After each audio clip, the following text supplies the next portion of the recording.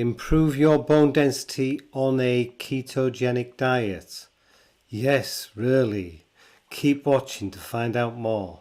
Both men as well as ladies. You need to keep watching this.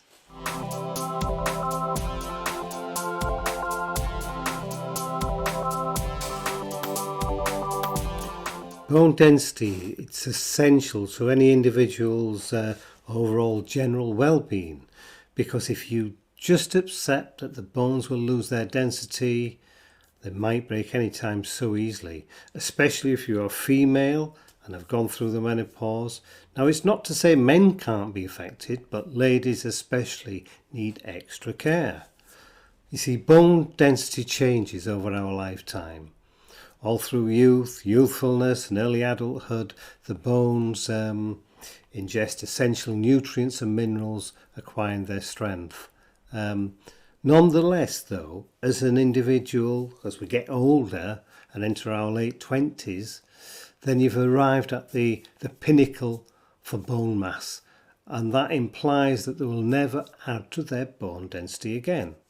Well, not strictly true, but the bones might lose density as an individual keeps on maturing, especially after menopause, as mentioned. Specifically, an individual becomes more likely to suffer with osteoporosis, which can be a debilitating condition, and the bones have a much higher chance to break quite easily.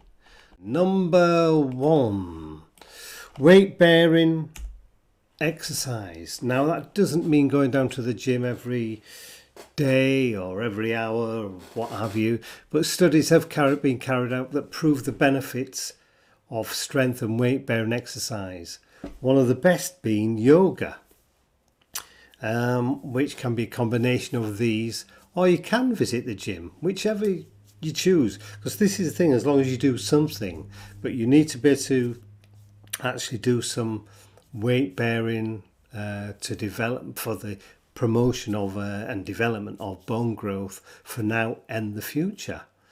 Right, now the advantages of weight and strength training include bone mineral density, enlargement of bone size, inflammation reduction, future proofing bone density, and muscle retention.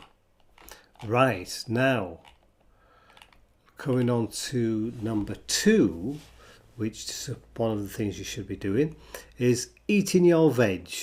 Now, with a real big advantage here on a ketogenic diet. You see, vegetables are low in calories and give essential nutrients along with the minerals and fibres we need. Also, a good level of C vitamin can help with maintaining bone density and protecting our bones for the later years. Now, yellow and green vegetables have shown to be the most beneficial. Obviously, on a ketogenic diet, we eat mainly green, but can include some yellow. Again, with your fats, this can be an aid to overall health. Cabbage and broccoli, the mainstay of ketogenic diet. Studies have shown that these can boost levels of polyphenols and potassium, which can reduce calcium bone loss. Number 3, we're looking at eating a regular calcium-rich food source. Now, bone health really does rely heavily on calcium, as it is the main source of the essential nutrient for our bones. Without a regular supply throughout the day, our bones break down surprisingly quickly. They can also grow quickly with the right nutrient supply being given. Although on a ketogenic diet, we are better not stacking constantly, because we don't want to be spiking those insulin releases. The best foods that can supply the calcium that we need without affecting our ketosis are leafy greens such as spinach and broccoli. Kale has more than twice the calcium than milk. Amazing. Eat your kale. Sardines and all the other oily fish. Great source of calcium. Cheese, white beans and almonds. Again, all so prevalent on a ketogenic diet. Moving on to number 4, we're looking at vitamins D and K. and the foods that we need for these. Now, this is really important. The vitamin K2, it's really important for our bone health. This is not just the ladies that need to maintain bone strength and density. Men need just as much. Men can also suffer badly with loss of bone mass. I know everybody tends to think that it's only ladies that this happens to, but it is not.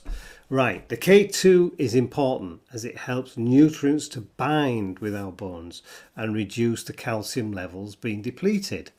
Some good food sources that have good levels of K2 are sauerkraut, the fermented cabbage, cheese, which is great, be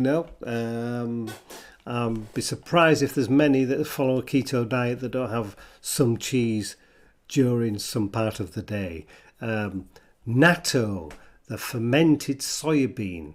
Now, although this is good for K2, they personally are not that good on keto with the net carbs on them. They're not the worst, but I wouldn't particularly use them. I'd go for the sauerkraut, the fermented cabbage, which is so much better. But the easiest of the lot and the best, I think, is the cheese, of course. The one that we can easily enjoy the K2 benefits on a ketogenic diet. Now, vitamin D is needed to assist with the absorption of our calcium intake. Vitamin D is such an important vitamin for our body functions and absorbing a lot of the nutrients we need. But if you're in a deficit with this, it really can lead to the development of conditions such as osteoporosis or osteopenia. Now, the best food source being oily fish, salmon, sardines, tuna and the like. And of course, the big advantage, anyone living in a sunny climate, helps with your vitamin D levels. Now, in the UK, with a crap dull weather, 1 in 5 adults suffer with a deficiency in vitamin D.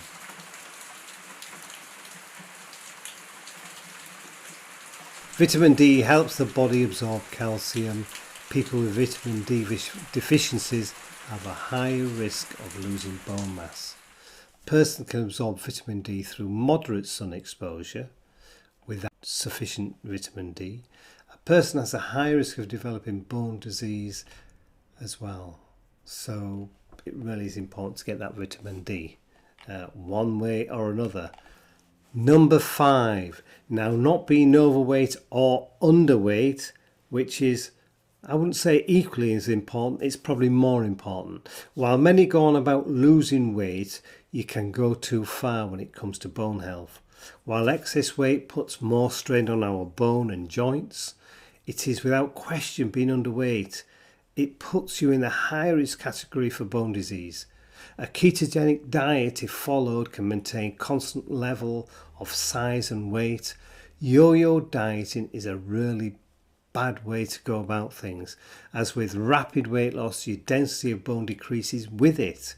When it does this, it will never come back fully and recover when you gain all the weight again, plus the extra weight that you usually gain after a yo-yo diet or during yo-yo dieting. Number 6, the low-calorie weight loss diet and low protein. Never work on any level and usually lead to an increase in size, but also loss of bone density. Don't do these low-calorie counting diets. They do not work. Now, only 8% of Weight Watchers keep their weight loss. The rest put on more than when they started. Now, this is just not to pick on Weight Watchers. It's all these calorie counting diets that are the problem. They do not work. Not for the long term. Of course, people go in there and it's great, especially after Christmas, into January. They go and they lose some weight. They're going in weighing every week and all this nonsense. But it is not a long-term way to live and keep your weight at a good level. I've put a link into where this stat comes from, just in case anybody's questioning, and they should question anybody, what anybody tells them on the internet and these videos especially. But it's absolutely fact. They do not work. but I know this. I've seen this so many times. As a practicing hypnotherapist, I see so many people. It's very rare that I see somebody who hasn't tried a calorie controlled diet that's failed miserably for them. So on a ketogenic diet, remember, it is not calorie controlled. If you're hungry on a ketogenic diet, you eat. Do not go past this. In time, you'll feel satisfied with your diet because it's rich in low carbs, medium protein, but it's the high fats will keep you satisfied. You really do feel fuller for longer, and you don't want to go off and having snacks and things like this in between, spiking that insulin. 7 and 8 omega-3 fatty acids and magnesium and zinc. Now, if you want to get your omega-3 fatty acids, then salmon, mackerel and any of the oily fish, also almonds, pumpkin seeds are the ones, along with some spinach, kale. Added bonus, they'll just happen to supply you with a good amount of magnesium, which you need to help with your bone density. And they also form a big part of a ketogenic diet. Now, we're getting into something now. 9 and 10, smoking and drinking. Nobody should tell anybody to stop smoking or stop drinking. It does not work. I can't believe we still have to say how bad smoking is to anyone, but we shouldn't preach, as I said. As an ex-smoker, I know it's not a case of just someone telling you to stop smoking. You have to want to yourself. It's possible, and I will help anyone who needs any help as a hypnotherapist. Just let me know. By the way, back to why, just another reason the effect on your bones is so bad. It really can increase the risk of osteoporosis and fractures. So we know this, but we carry on smoking, carry on doing the things we shouldn't do, but we know deep down we have to change things. But it's down to the individual to make that choice. Now, the other aspect as well, which is not good for the bones and many other things, drinking. But drinking in moderation is okay in my view. Moderation being a glass of dry white wine or dry red wine is fine. It is not going to affect your ketogenic diet, but that is in moderation and not to excess. If you drink heavily, it can prevent calcium being absorbed and in turn lead to another condition that drinking too much alcohol can cause. So really it's not a good thing, is it? Anyway, the conclusion. To conclude, before I conclude, what I would like to say is I'd like you to check the description links down below. There's so much more info and links to help, whether it's a ketogenic diet or to start a yoga course for beginners. I know there's lots out there on YouTube, but seriously, I mean, some of these proper courses, there's one in particular I've put down, it's excellent to follow. Yoga is for anybody. It really does. It's a powerful workout, and it helps with all this preparing your bones and putting some pressure onto your bones, which you need to be doing, some weight bearing exercises. Okay, I believe they are the best programs about, and some of the freebies are there as well. Okay, well, really what I think it does highlight the advantages of a ketogenic diet, as the foods we eat fulfill the needs and requirements of good levels of calcium, vitamin D, omega-3, magnesium, zinc to give good bone health and prevent later life problems. With conditions such as osteoporosis, it really does need starting in your younger years. But we cannot all turn the clock back to in our pre-20s. Some of us may want to, which wouldn't be a bad thing. But if it hasn't happened to you, and it didn't to me, I used to have a terrible carb bloating diet, and now I changed quite a long time ago to a ketogenic. Thankfully, you're never too old to start. That's with anything. You'll get the benefits, so make the change now. Well, I hope you've all enjoyed and got something from this video. If you have, that's absolutely fantastic. If you haven't, I'm really sorry, and I hope that you find whatever it is you're looking for. But in the meantime, I want to wish you all good health and look forward to seeing you all in the next video.